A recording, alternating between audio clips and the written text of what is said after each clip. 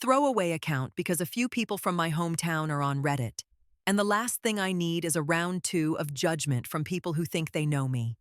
Honestly, even now, 6 months after I got back from service, I'm still processing what happened. And not all of it involves bullets, uniforms, or boot camp.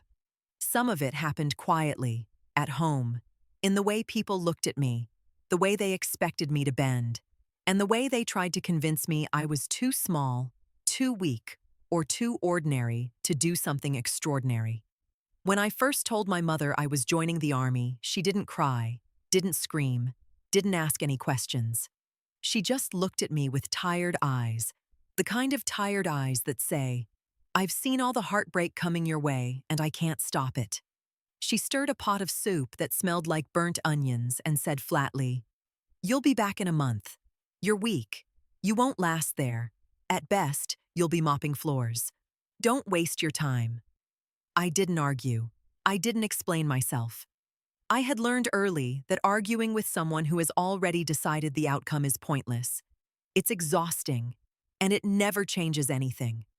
I had already made up my mind, and I wasn't going to let the fear in her voice or the doubt in her eyes decide for me.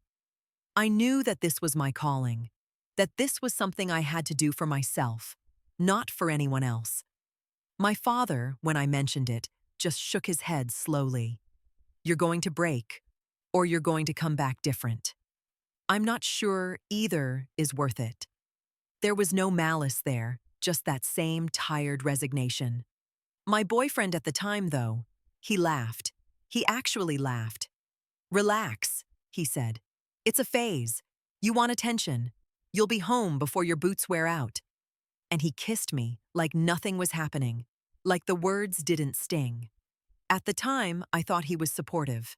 Looking back, that laugh was a bet, and I wasn't even aware I was on the table yet.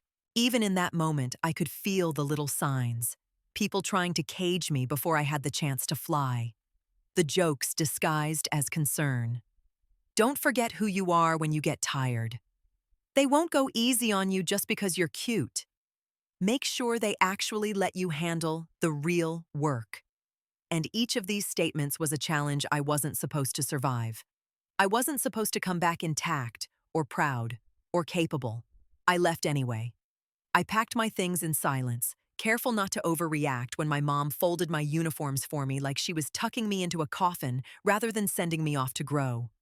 I hugged my father, who was trying not to look worried. I kissed my boyfriend goodbye, and I could see that small, smug spark of "we'll see" in his eyes. Every one of them expected failure. And honestly, I didn't care. I was going for me, for the person I knew I could be, not the one they wanted me to be. The hardest part about joining wasn't the physical strain, the early mornings, or the endless training. It was the isolation. The way the world suddenly felt heavier when you realized no one you loved really thinks you can make it. People think they hate failure, but in reality, what they hate most is when someone refuses to fail on their terms. They hate the possibility that you could come back stronger, smarter, and more confident than their version of you. And when that happens, when the unexpected victory occurs, that's when the real humiliation starts for them, not for you. I remember the last night at home before I left. I sat on the edge of my bed, uniform folded neatly beside me, staring at the ceiling. I wasn't scared, not really. I was ready, but I felt the weight of every doubting word I'd ever heard settle on my chest. And yet, there was also a strange kind of excitement, a tiny spark I couldn't ignore. I wanted to see if I could prove to myself what I was capable of.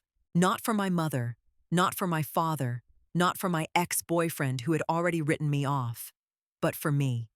Little did I know, the real tests weren't waiting at the barracks or in the field. They were waiting at home, in the silence, in the smirks, in the subtle underestimates of the people who thought they knew me. That was the moment I realized something. Service changes you in ways people don't anticipate. And sometimes, the people who expect you to come back the same are the ones most shocked when you don't. I didn't know what was coming next. I didn't know the humiliation waiting for me, or the sneers, or the disbelief. I only knew that I was ready, that whatever came, I wouldn't break. Not like they expected, not like they hoped, and definitely not quietly. And I think, even at that moment, that's when they started to worry, though they didn't know it yet. So yeah, I left. And I came back different. High school feels like forever ago now, but some of the memories still sting because they were the first real taste of being underestimated. And the first time I realized some people actively hoped I'd fail. Our class was taken to the shooting range. The teacher, a bulky man who had the same faint smell of gun oil on him every day, looked around and said, with that patronizing tone people always use when they're about to deliver a life lesson, "Only boys are going." I froze for a second. I was 15, maybe 16, and I had been obsessed with everything sharp, precise, and technical since I could remember. Rifles weren't new to me. My grandfather had been a sniper, and I had listened to his stories in awe, imagining myself in those same shoes. I knew the weight of the rifle, the way you could hold it almost like it was part of your body, the patience it demanded. I raised my hand. "I want to go too," I said. Laughter. Loud, obnoxious, derisive laughter. I swear, the kind that makes your ears ring and your stomach drop. One of the boys said, "It's not for girls. Go knit or something." Another added, "Yeah, we can't have you embarrassing yourself out there." I didn't shout. I didn't cry. I didn't storm off. I just insisted, repeatedly, calmly. Every time they tried to move the conversation away or ignore me, I said the same thing. "I want to go too. Let me try. I'll follow the rules. I'll do it properly." Eventually, the adults just shrugged. It was easier to let me go than keep arguing with a stubborn 15-year-old girl who refused to take no for an answer. I was the only girl among my classmates, and everyone assumed that after the first shot, I would change my mind. That assumption alone gave me a strange thrill, like I had already won half the battle without even firing. When it was my turn, I stepped up, feeling the rifle's cold metal against my palms. I could hear the snickers from behind me. I could feel the doubt radiating like heat off a fire. The first guy lay down and took his shots at a target maybe 320 yards away, missed by a meter. The instructor made some joke about eyesight. The second boy, our school star, with the perfectly gelled hair and arrogant smirk, hit the paper once, and nothing else. 5 more boys took their turns. The best anyone did was 4 points, 2 in the 1 ring, 1 in the 2 ring, achieved by a quiet, unnoticed boy who no one paid attention to until then. Everyone looked disappointed. Everyone except me. I had spent hours imagining this moment, envisioning how I would handle it, and my hands were steady, my breath measured, my mind clear. Then it was my turn. The man with the binoculars squinted at me. "Well then," he said, with a half laugh, half scoff, "were all the spots in the knitting club taken?" "One spot can be made for you," I replied, not missing a beat. He smirked. "Don't move between shots. Hold your breath. If the recoil is too strong, you might change your mind." "I won't," I said. First shot. My grandfather's words came back. "The target is a conversation. You just have to listen." I aimed, held my breath, shot. He lowered the binoculars slowly, turned his head toward me. "That's an 8. I carefully loaded the next round. Shot. 9. Third shot. 7. "Have you trained before?" he asked, disbelief creeping into his voice. "No," I said. "Come train with me, for free." My classmates were frozen, mouths open, smirks wiped off, confidence evaporating like mist. They hadn't expected it. None of them. That was the moment I realized a few things that would stick with me through the army, through service, and through every attempt someone would make to humiliate me later. People underestimate. because they hope you fail. People assume your presence is a weakness. And when you don't fail, when you quietly, methodically prove yourself, the shock is delicious. Not for me, exactly. For them. I left the range that day with more than just a small pile of points on paper. I left with a tiny seed of certainty, one that would grow in ways I hadn't yet imagined. I could push boundaries. I could take what was meant to limit me and turn it into fuel. I could be the person they didn't see coming. And they were right. They weren't ready for me. Little did they know, the first shot was just the beginning. The shooting range wasn't the end. It was the beginning of realizing how much people's assumptions would shape the way they treated me, and how easy it was for me to turn their assumptions against them. I remember that day vividly, because it was the first time I saw confidence crumble in front of me, and it shocked even me how much satisfaction it gave me. Not cruelty, exactly, more like justice. After the first batch of boys had fired, the instructor lined them up, tallying their results. The first boy, the one everyone expected to dominate, took his rifle, lay down, aimed at a target roughly 3 football fields away and missed by a meter. Not once, but with every shot. The instructor's voice, laced with mockery, echoed. "Are you sure your eyesight is okay, son? Maybe you should see a doctor." The boy flushed, tried to hide it, but his shoulders sagged under the weight of his own failure. Next up was the school star, the one with the haircut that screamed, "I'm a winner," and the aura of invincibility that made people defer to him automatically. He hit the paper once. One shot. That was it. Everyone clapped politely, the sort of weak, obligatory clap that betrays the fact they were hoping for more. And then the quiet, unnoticed boy went. He placed his shots carefully, precision born from focus and patience. He scored 4 points, 2 in the 1 ring, 1 in the 2 ring, and another just barely outside. The disappointment in the group was palpable. Everyone shook their heads.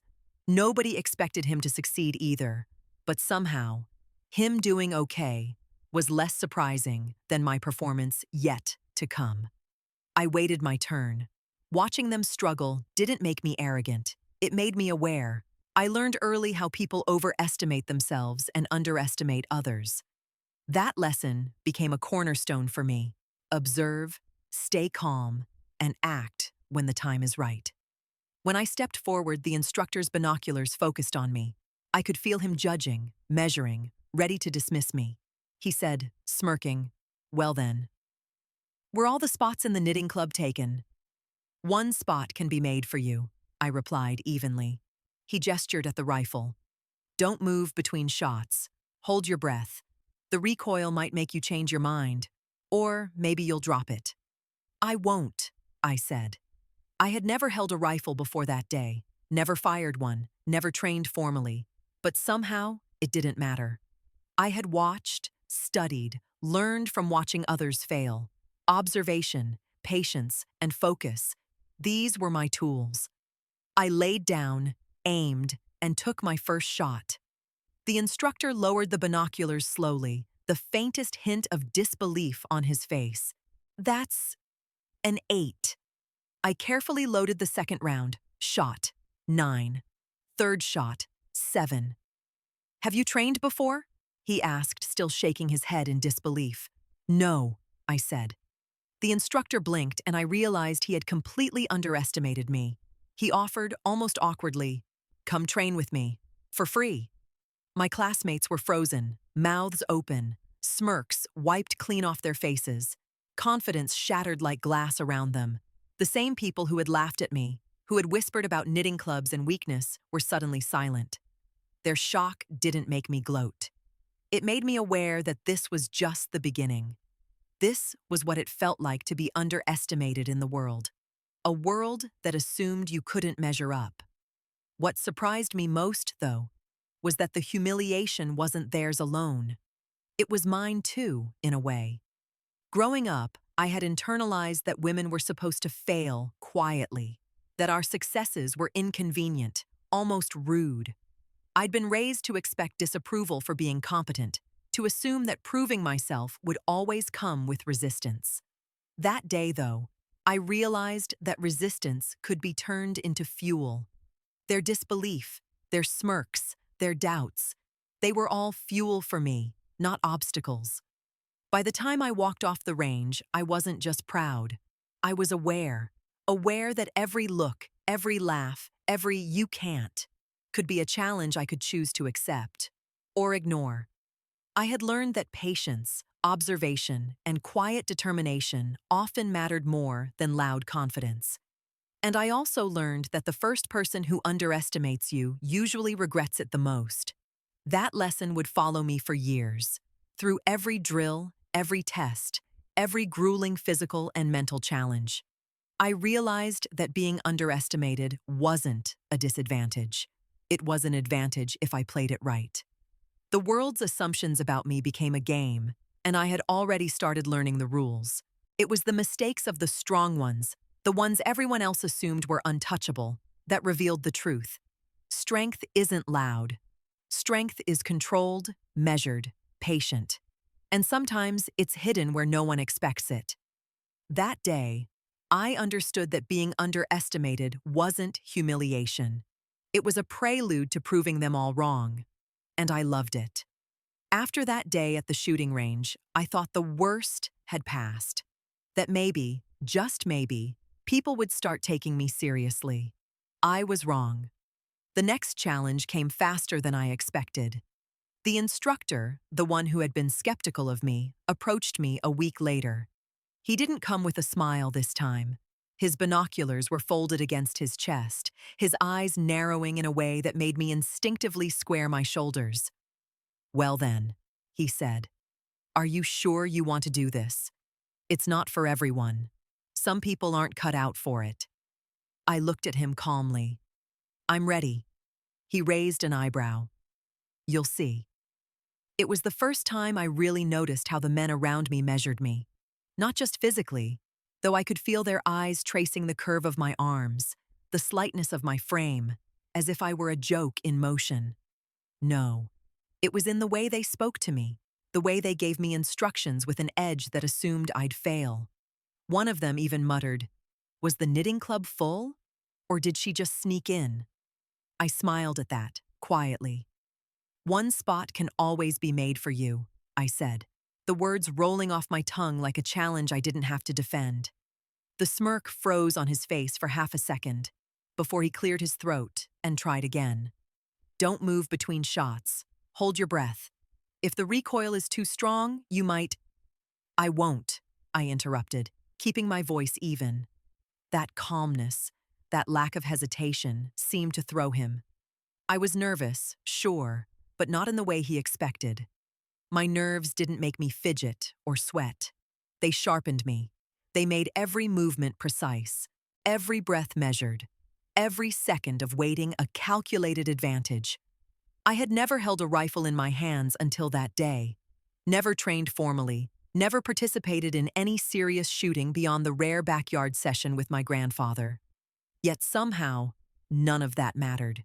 He demonstrated the stance, how to lay down, how to aim. His voice was patronizing, but underneath it was a flicker of something else. Curiosity, maybe even respect, he wouldn't admit. "You'll want to keep your eyes steady, don't rush. This isn't like the drills you've been doing with the others." I nodded, absorbing every instruction, my eyes scanning the rifle, the target, the wind that teased the leaves around us. I had learned to notice everything in the world, to observe patterns, to predict outcomes. My grandfather had taught me that being still, listening, watching, that was half the battle. I took my position, laid down on the mat, adjusted the rifle carefully, held my breath. The first shot went off. I felt the recoil, felt the vibration through my hands, but it didn't shake me.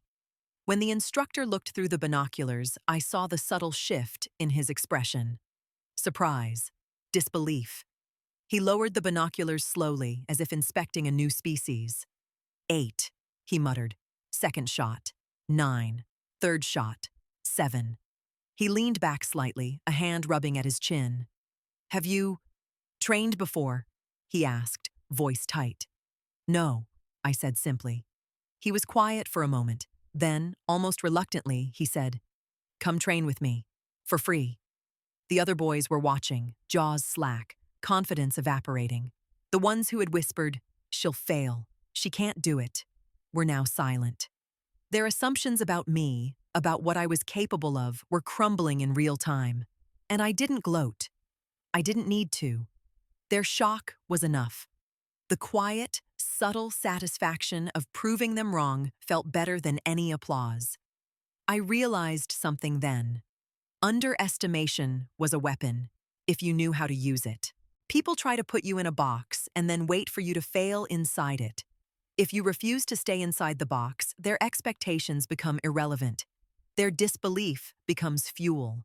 And the calm, controlled expression of competence, the kind they thought impossible, can terrify people more than any physical strength. That day, I learned that humiliation doesn't always come from your own mistakes. It can come from others' assumptions, their miscalculations, and their need to assert dominance. The quiet ones, the ones they think will crumble, they often have the sharpest edge. The ones they expect to fail, they often have the patience to win. I left the range that afternoon with a strange mix of exhaustion and exhilaration. Exhausted from focus, from mental calculation, from holding still longer than I thought I could. Exhilarated because for the first time I saw the power of my own calmness, of my own skill, and how it could utterly destabilize people who thought themselves strong. Little did I know, this was only the beginning.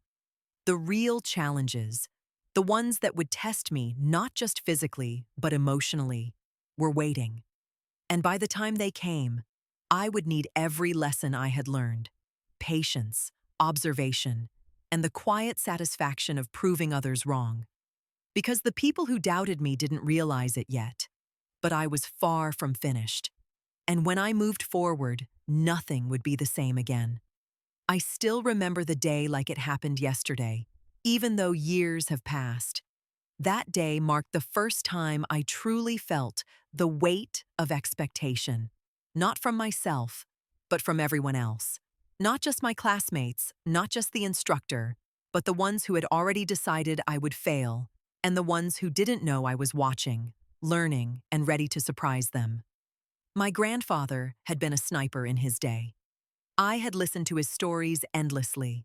Hours of patience, quiet observation, reading the wind, the light, the mood of the world around you. I never told him I wanted to be like him. Never out loud. Maybe it would have been a foolish confession back then, or maybe I just didn't want anyone to think I was pretending. But that day, laying on the shooting mat, with the rifle cold against my hands and the target stretched out in the distance, I realized all those stories had been lessons. They had prepared me. The instructor, still smirking, muttered something under his breath about how small hands make for weak control, but I didn't acknowledge him. I had learned that reacting to insults was pointless. They only gave power to the person trying to diminish you. Instead, I took a deep breath, feeling the wind play against my hair, the faint scent of gunpowder lingering in the air. I positioned the rifle, adjusted my sight, and held my breath. First shot. The rifle kicked against my shoulder, but my hands held steady. The shot went off, sharp, clean. I didn't move. I watched the target. The instructor lowered his binoculars slowly. His face, usually so confident, shifted. Surprise, disbelief. His voice was low, almost uncertain. That's an 8. Second shot. 9. The confidence in my hands grew. The nervousness, if there had been any, melted into focus. Every exhale, every slight adjustment, every flicker of wind became a calculation. Third shot. 7. His eyes widened slightly. My classmates, who had gathered behind me, were frozen. Some shifted uncomfortably. Others stared, mouths open. They had expected fumbling hands, a shaky aim, some form of failure that would confirm everything they had assumed about me. But that didn't happen. Not even close. Have you trained before? The instructor asked, disbelief cracking his tone. No, I replied. There was a pause, a long one. Then, almost reluctantly, he said, "Come train with me. For free." It wasn't a compliment. It was an encouragement. It was recognition. And I accepted it. Silently. No words necessary. Just the quiet understanding that I was no longer the girl they assumed I was. That day, I realized something important.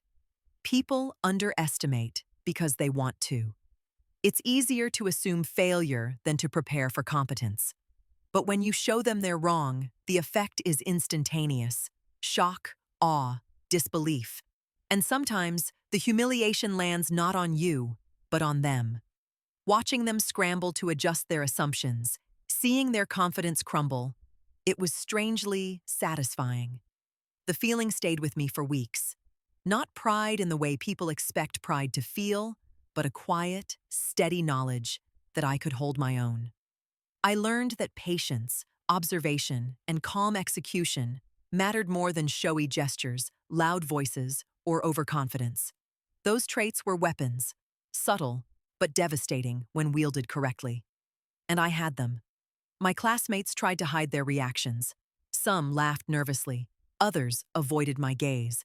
But one or two stared too long as if trying to memorize the girl who had just shattered every expectation. I noticed. I always notice. And I understood, without a single word, that things had shifted. I wasn't just participating anymore. I was setting a standard. That day marked a turning point. The same boys who had dismissed me, mocked me, assumed I would fail. They had learned something crucial. Underestimation, when applied to the wrong person, can be disastrous. And I was determined to use that knowledge, to cultivate it, to make it work for me in ways they couldn't imagine. By the end of the session, the instructor looked at me differently. No smirk, no condescension, just a thin line of acknowledgement. "You've got potential," he said quietly. It wasn't praise in the traditional sense. It was recognition of capability, the kind that makes people nervous if they're expecting weakness. And that was the first shot. The shot that didn't just hit a target on paper, but hit something far more important. The expectations, the assumptions, and the disbelief of everyone around me. That day, I didn't just prove my skill. I proved that I couldn't be written off, that I couldn't be contained. And that quiet determination often speaks louder than 1,000 boasts. After that, everything changed. People looked at me differently. Whispers followed me. Challenges, subtle and overt, became opportunities. And I realized something essential. Humiliation isn't always about failing. Sometimes it's about proving people wrong in ways they never expected. By the time I left that day, my arms ached, my back was sore, and my heart was racing. Not from adrenaline alone, but from the awareness that I had stepped into a space where no one believed I belonged, and I had claimed it without a sound. And I knew then, clearly and absolutely, this was just the beginning. After that first taste of unexpected success, I thought the hardest part was over. I thought proving people wrong once would earn me a shred of respect, maybe even stop the whispers. I was wrong. The real challenge wasn't a single shot or a single lesson. It was the grind, the quiet, relentless process of becoming someone no one expected to exist. 2 years passed in what felt like a suspended haze of discipline, observation, and endless repetition. There were no accolades, no cheering crowds, no dramatic moments that screamed, "Look at me, I did it." There was only the slow, punishing accumulation of skill. Every morning, I woke before sunrise. Every evening, I ran until my legs burned and my lungs screamed for air I couldn't give. I fell. I crawled. I pushed past bruises, cuts, and exhaustion, ignoring the voices that said, "Maybe you shouldn't. Maybe it's too much." No one cheered. No one noticed. Not really. Except for the occasional glance from an instructor that was too quick to read. That was enough. I didn't need praise. I needed results. I needed to feel the edge of capability sharpen with every drill, every target hit, every ounce of control over my own body and mind. The general didn't look at my reports. He didn't ask for my history, my scores, my accolades. Paper meant nothing. Nothing at all. Physical conditioning was king. Strength, endurance, control. He watched, assessed, and expected me to fail. Every time I didn't, I could feel his surprise, even if he never said it. He didn't trust me yet, and I didn't mind. Waiting for his approval wasn't my goal. Mastery was. Some days, it was brutal. I remember one morning, early winter, frost biting through the uniform they insisted I wear for the drill. My legs were trembling after a mile of running in the cold, my fingers numb as I tried to steady the rifle for the shooting exercise. I wanted to collapse, to let them win, to be ordinary, but I didn't.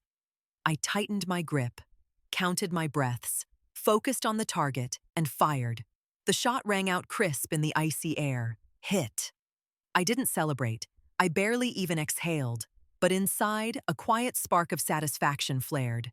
They didn't see it. That was the point.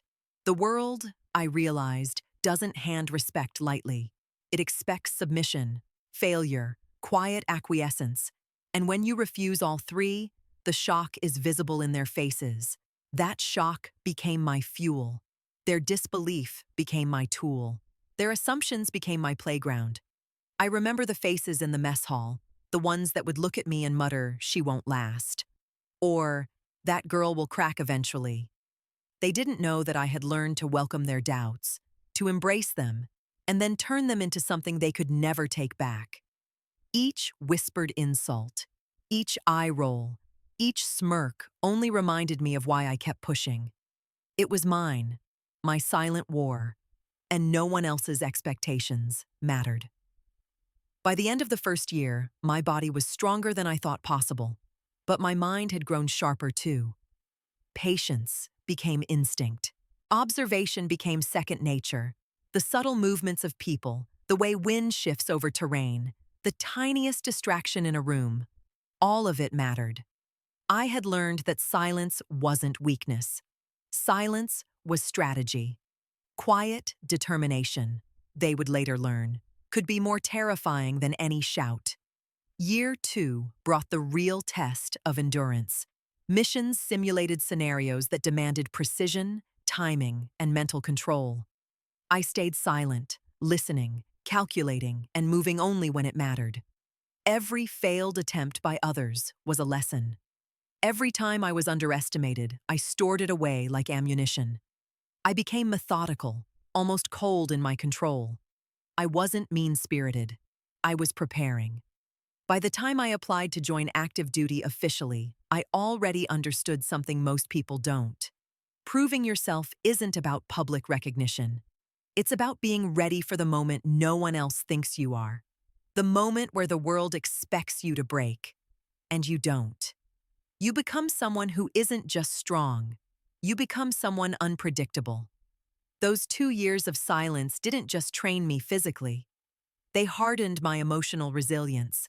They taught me to withstand humiliation, to absorb doubt, to carry disappointment without letting it control me.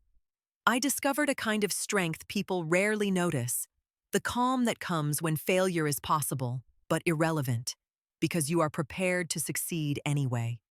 Looking back now, I can see how much that period shaped the person I am today. It was boring on the outside, punishing on the inside, and completely unrecognized by anyone else. And that was perfect, because what I was building wasn't for them. It was for me. I didn't need applause. I didn't need acknowledgement. I didn't need anyone to believe in me. I only needed the discipline to outlast expectation, to turn every doubt into a stepping stone, and to become someone no one, including myself, could have predicted. 2 years of silence. 2 years of unseen struggle. 2 years of quiet mastery. By the time the next challenge arrived, I wasn't just ready. I was unstoppable. The day I was assigned my first real mission, I knew that everything I had learned over the past 2 years, The silence, the patience, the precision was about to be tested in a way no drill or exercise ever could prepare me for. The briefing room was tense. The usual mix of posturing men, smirks, and whispered assumptions was there, and I could feel it. The subtle undercurrent of disbelief that I, a woman barely noticed in the last 2 years, could handle what was coming. I didn't flinch. I had learned to move past expectation, to let the doubts of others wash over me like rain off armor. Our best sniper had been wounded in a previous operation, a crucial target suddenly left without the precision our mission demanded. The briefing officer looked around the room, his eyes landing on me last, the same calculating gaze I had grown used to over the years. "I can replace him," I said, quietly, almost matter-of-factly. Laughter. Not a chuckle, not a polite chuckle, but the kind of laughter that carries disbelief and condescension in equal measure. "You're crazy," one officer said. "You'll be chopping salad over there. Don't make things up." Another smirked. "Yeah, stick to what you're good at." I kept my face neutral. My heart wasn't racing. My hands weren't shaking. I had trained for 2 years to ensure that moments like this wouldn't affect me. And besides, I had learned something important long ago.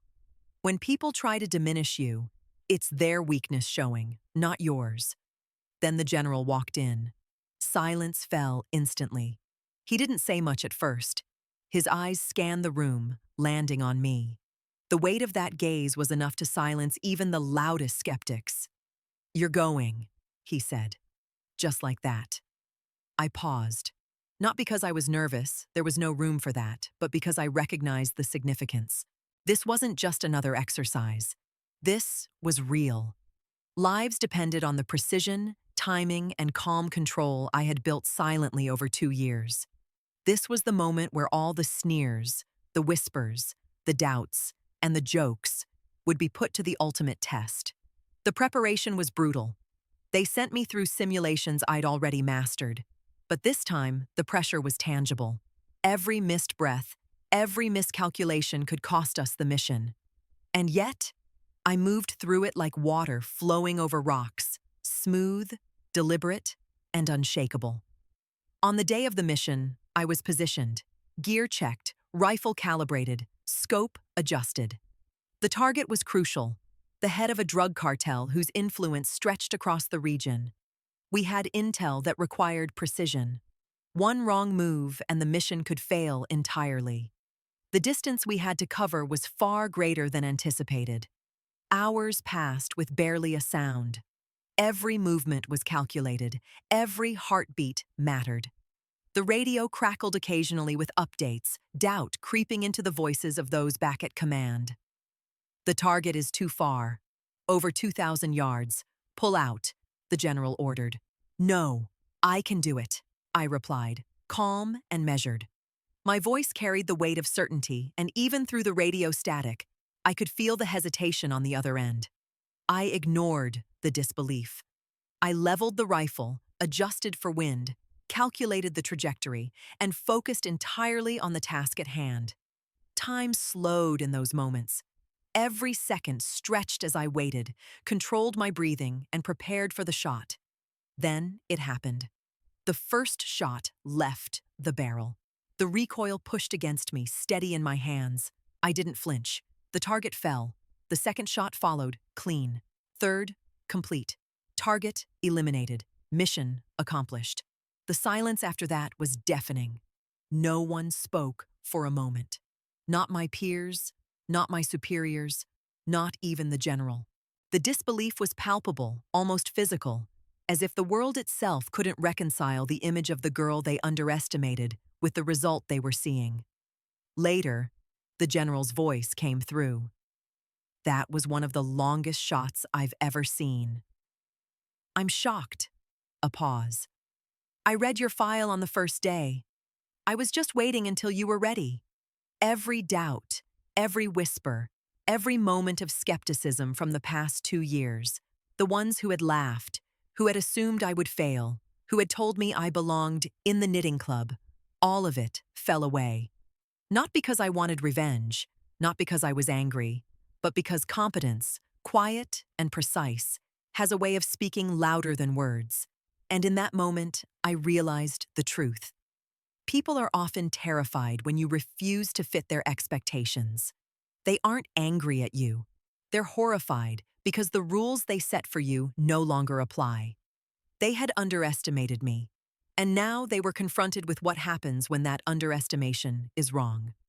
I packed up my gear that day, feeling the weight of success, the gravity of what I had just accomplished.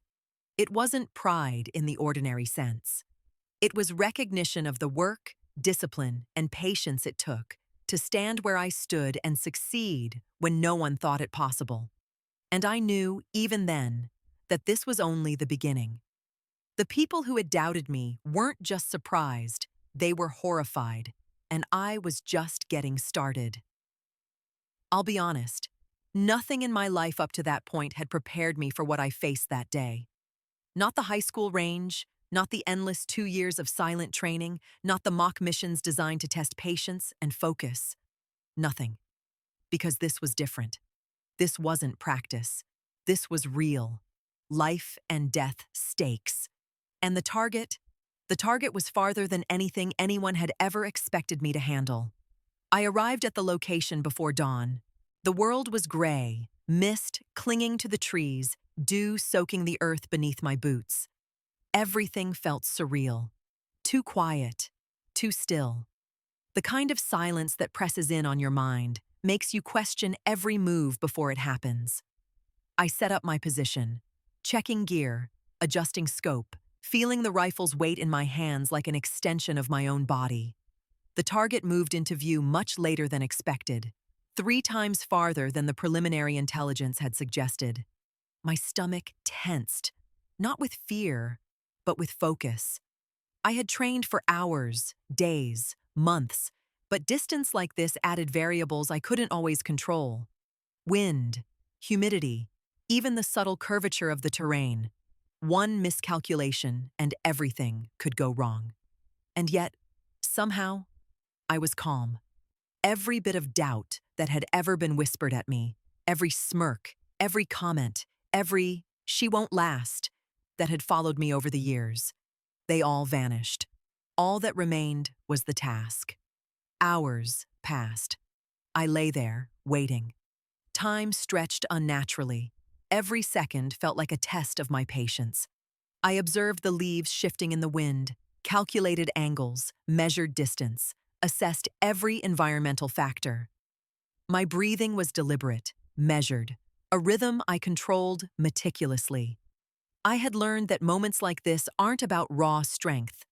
They're about control, about stillness, about the quiet power of knowing what must be done and doing it without hesitation. The radio crackled. The general's voice came through, calm but with a hint of concern. The target is too far. Over 2,000 yards. Pull out. You'll only spook him. It's not worth it. I didn't respond immediately. I didn't need to. I was listening to everything except the voice on the radio. My focus was absolute. The slightest distraction could ruin everything. And yet, paradoxically, I felt a kind of clarity I had never experienced before. All the training, all the discipline, all the quiet moments spent proving myself when no one was watching. They had led me here. Finally, I spoke. My voice was steady, calm, unwavering. No, I can do it. Silence on the other end. I could feel the disbelief radiating through the comms. They had been expecting me to doubt myself, to flinch, to call it off. But I didn't. Not even for a second. I adjusted the rifle, leveled my scope, and took careful aim. The wind was tricky, gusts shifting unpredictably, but I accounted for it, calculating angles, trajectories, distances, and the tiniest changes in pressure. I held my breath. My heart rate slowed, and I became nothing more than the focus of that rifle and the target ahead. 3 seconds.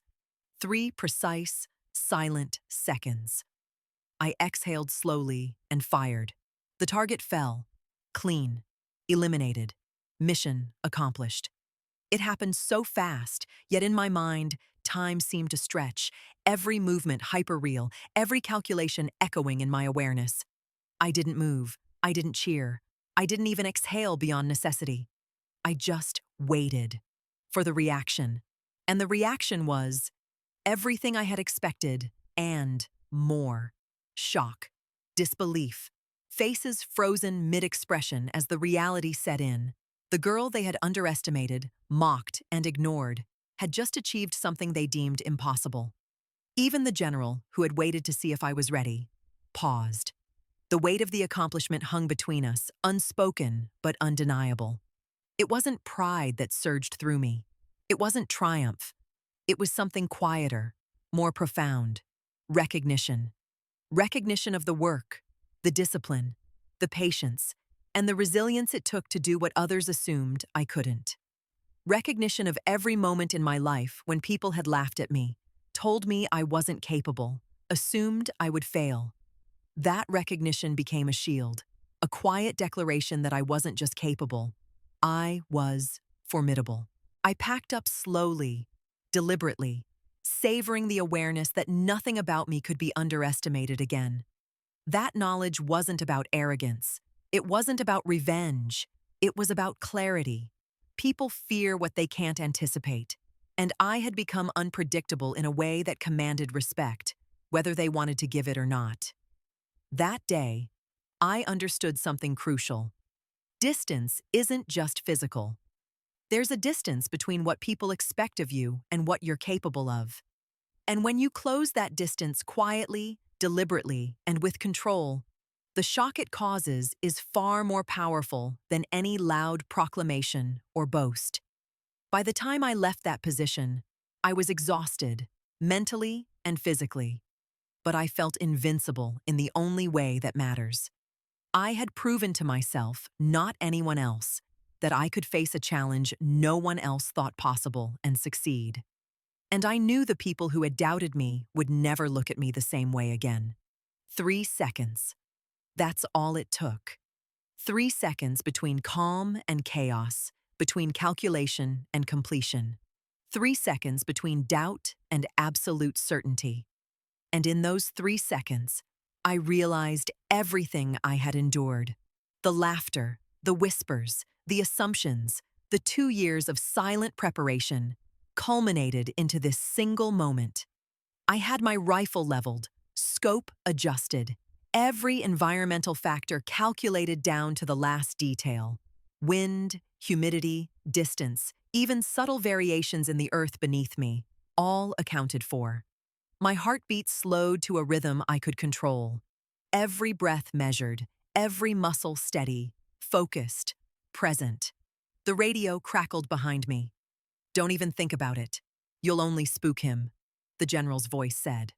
I ignored it. I had learned long ago that advice, even from authority, can be noise. Judgment can be clouded. But knowledge, training, preparation, that is pure. And I had them in spades. The target shifted slightly, a minor change in stance. I adjusted my aim, calculated the minor deviation, held my breath longer than usual. Everything in me was silent. Everything around me faded. Only the rifle, the target, and my calm awareness existed in that space. The first shot left the barrel. I felt the familiar kick of recoil against my shoulder, but I was prepared. The target reacted in the way I had anticipated. Not startled, not frightened.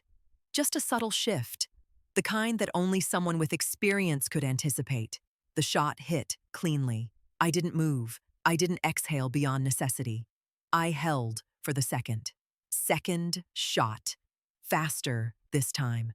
Precision guaranteed by the same preparation, the same calculation, the same silent hours spent practicing, waiting, learning. The target was eliminated. Not spectacular, not flashy, just completely, absolutely neutralized.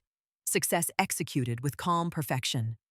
The third shot wasn't needed, but I took it anyway. A final measure to ensure total control. By now, even the distance, even the wind, even the faint tremor in the earth had no influence over my actions. It was over. Complete. Perfect execution. The target neutralized. Mission accomplished. The reaction on the comms was immediate. Silence, broken by the faint sound of incredulity.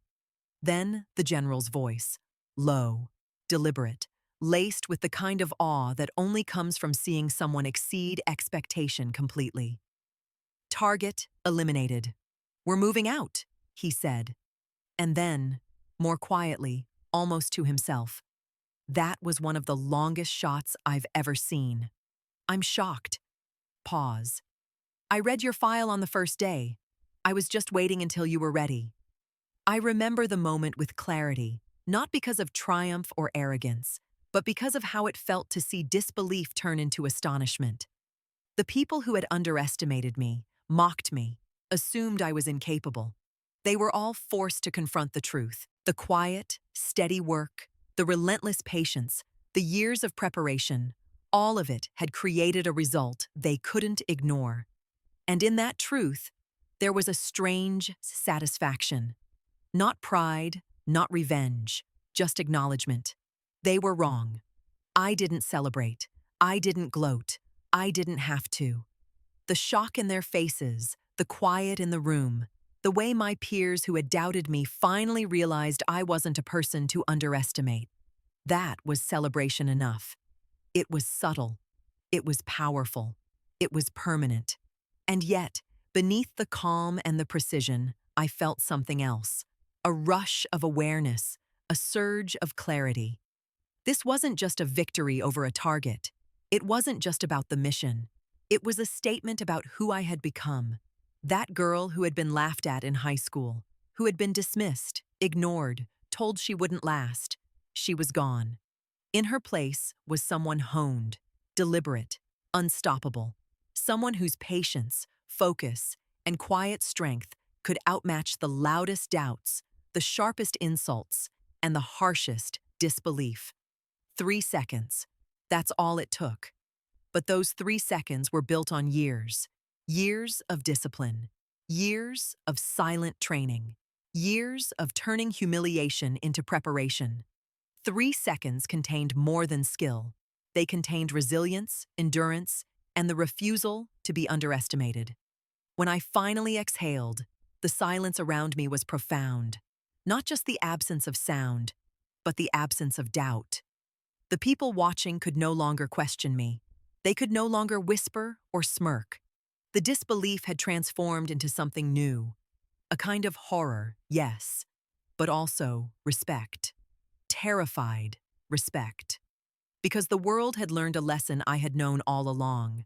Underestimating me comes at a price paid not in words, but in quiet, relentless, undeniable results. By the time we moved out, I packed my gear carefully, deliberately, every movement controlled, every action calculated, not out of pride, but because I had learned the value of precision. I had learned the power of being prepared when others expect you to fail. And I knew that moment, the 3 seconds, was only the beginning. The girl they thought they knew, the one they assumed would falter, laugh nervously, or step aside. She no longer existed. What stood in her place was someone they hadn't expected. And that, more than anything, terrified them. After the mission, the world didn't suddenly change. The sky was still gray, the ground still uneven, the air still biting with the cold. But something invisible had shifted. Something I could feel, though no one said it aloud. The way people looked at me had changed. The whispers had stopped. The smirks had vanished. Those who had doubted me now wore expressions I hadn't seen before: surprise, awe, and, most dangerously, fear. The general didn't say much at first.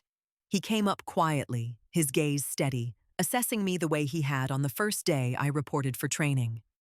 There was no overt praise, no theatrical gestures, just the weight of acknowledgement, the kind that doesn't need words because it carries authority. That was one of the longest shots I've ever seen, he said quietly, almost to himself, though I heard every word. I'm shocked. Pause. I read your file on the first day. I was just waiting until you were ready. I froze for a fraction of a second, not from fear, but from understanding. All those years of preparation, all the silent hours, all the doubts and sneers, they weren't just challenges. They were part of a plan. He had been waiting for the right moment to see if I could rise to the task. And I had. It was strange, realizing that someone had believed in me from the start, even when no one else did. My mother, for instance, still thought I would return after a month of service, as if the world of discipline, precision, and control would break me. As if the very notion of competence for a woman was laughable. She was wrong, but that didn't matter. What mattered was that I knew the truth about myself. The aftermath of the mission was quieter than I expected. No parades, no applause, no dramatic recognition. Just subtle nods, careful glances, and the faint acknowledgement that I had exceeded every expectation placed upon me. My peers, the same ones who had assumed I was weak, suddenly treated me differently. Not with camaraderie, not with warmth, but with respect tinged with fear. They had underestimated me, and the realization left them disarmed. I walked away from that mission changed, not because of the accolades, but because I had proven something essential to myself. That preparation, discipline, and quiet focus could overcome doubt, disbelief, and underestimation. That the years of silent training, of enduring humiliation without complaint, had forged someone who could accomplish what others thought impossible. Even now, when I reflect on that moment, I feel the weight of it. Not the weight of the rifle, not the cold wind, not the hours spent in position. The weight I feel is the understanding that every moment of doubt I had endured, every sneer I had absorbed, every insult I had ignored, it had all been preparation. And when the time came, I had been ready. I returned to base, cleaning my rifle with methodical precision, my hands steady despite exhaustion. My peers whispered among themselves, cautious in their movements, hesitant to speak to me directly. They were learning a lesson I had long known, that appearances can be deceiving, that underestimation can be fatal, and that quiet competence is far more powerful than arrogance or bluster. The general approached me once more. His tone was measured, his words sparse, but the weight behind them was unmistakable. You've proven yourself, not just in skill, but in patience, discipline, and composure. That's rare. That's valuable. I nodded. Not with pride, not with arrogance, but with recognition. The acknowledgement didn't belong to me. It belonged to the years of preparation, the silent sacrifices, the endurance of doubt and ridicule. It was validation of everything I had endured and overcome. That evening, as I sat alone, reflecting on the mission, I felt a strange sense of clarity. The world's expectations, the limitations imposed by others, the assumptions made about my ability, they no longer mattered. I had learned a vital truth. Competence cannot be denied. Strength, discipline, and focus are undeniable. And when people underestimate you, it is an opportunity. An opportunity to surpass them, to redefine what they believe is possible. I thought of my mother, waiting for me to return in a month, imagining me weak and broken. She didn't know that months of preparation, years of effort, and a single mission could change everything. She didn't know that I had become someone she could not predict. Someone who would return not when expected, but when I chose. And that choice is mine. Always has been. Always will be. Because they underestimated me, they learned a lesson. Because I endured, I discovered my own power. And because I prepared, I succeeded beyond what anyone thought possible, including myself. Now, when I think of the people who laughed at me, who doubted me, who assumed I would fail, I don't feel anger. I don't even feel the need for revenge. I feel clarity. I feel strength. I feel the quiet satisfaction of someone who has endured, prepared, and proven the world wrong, not through noise or theatrics, but through methodical, deliberate, undeniable competence. And that lesson, that unshakable calm, that precision, that patience under pressure, is one I will carry for the rest of my life. I am not returning in a month. I will return when I am ready, when I have chosen. Not because anyone expects it, but because I can. And that makes all the difference. When I finally left the mission behind and returned to base, I felt something I hadn't felt in years. A sense of closure. Not from applause, not from recognition, not from proving anyone else wrong, but closure from understanding who I had become. I had been underestimated, laughed at, told I wouldn't last, and yet I had endured. I had succeeded. I had turned humiliation, doubt, and disbelief into tools, into fuel for growth. And I had done it quietly, deliberately, methodically. It's strange how people assume strength is loud. They think power comes with a voice, a posture, a display. But real strength doesn't announce itself. Real strength waits, observes, and strikes only when the moment is right. I had learned that the hard way, through years of quiet preparation, years of enduring the sneers and doubts of others, through the grueling routines that left my body screaming and my mind sharpened like a blade. I had become someone who could stand still for hours, unseen, unnoticed, and accomplish what others thought impossible. Returning to civilian life, or what passed for it in between missions, I realized that the lessons I had learned weren't just about shooting, running, or survival. They were about people, about assumptions, about the power of quiet confidence and preparation, about endurance, resilience, and patience, about the fact that humiliation is never final unless you let it be. And I refused. I walked through the base, observing the people around me, silently noting every expression, every gesture, every whisper. The ones who had doubted me before, the smirks, the scoffs, the quiet comments meant to diminish me. They didn't know what to make of me now. Their assumptions had been shattered. And that moment of realization, the flash of disbelief in their eyes, was subtle, but it was mine. It belonged to me. I thought of my mother, the one who had said I'd be back in a month. She didn't know the discipline, the preparation, or the strength I had cultivated. She didn't know that I had become someone capable of extraordinary focus and precision. And the truth is, I didn't need her approval. I never had. I needed to know my own limits, and I had surpassed them. Emotionally, I felt different. Not invincible, not arrogant, not untouchable, but steady, calm, certain.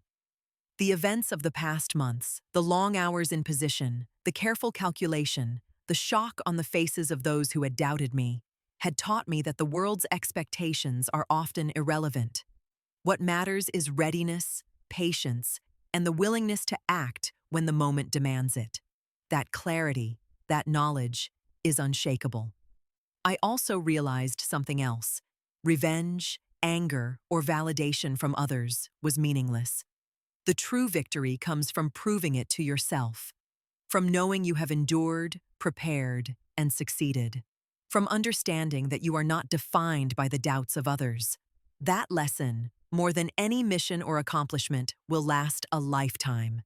For anyone reading this who has ever been underestimated, mocked, or dismissed, the humiliation you feel is temporary, but the preparation and resilience you build in response are permanent. Patience, focus, and quiet determination are tools far more powerful than the loudest insult or the sharpest ridicule. Let people doubt you. Let them underestimate you. Use it. Fuel yourself with it. When the time comes, act with calm, precise confidence, and watch them realize they were wrong. As for me, I have learned to return on my own terms. I am not bound by anyone else's timeline, expectations, or assumptions. I will go where I choose, when I choose, and as I choose. That is freedom. That is strength. That is the victory no one can take away. Looking back, I can see now that every insult, every smirk, every whispered, "she won't last," was part of the journey. Each one pushed me to become stronger, more patient, more calculated. I wouldn't erase any of it. I needed it. It shaped me. It taught me to endure, to focus, to thrive quietly, with precision, and to shock the world only when necessary. I am stronger than they expected, smarter than they predicted, calmer than they imagined. And every time someone doubts me now, I smile quietly, because I know exactly how this story ends. On my terms, not theirs. Never theirs. So, if you're out there, feeling humiliated or dismissed, remember this. Your strength is in your preparation, your patience, and your persistence. Let them doubt you. Let them laugh. And when the moment comes, act. Silence, focus, and relentless determination will speak louder than their disbelief ever could. I won't be back in a month. I'll come back when I decide. And when I do, they'll remember exactly who I am,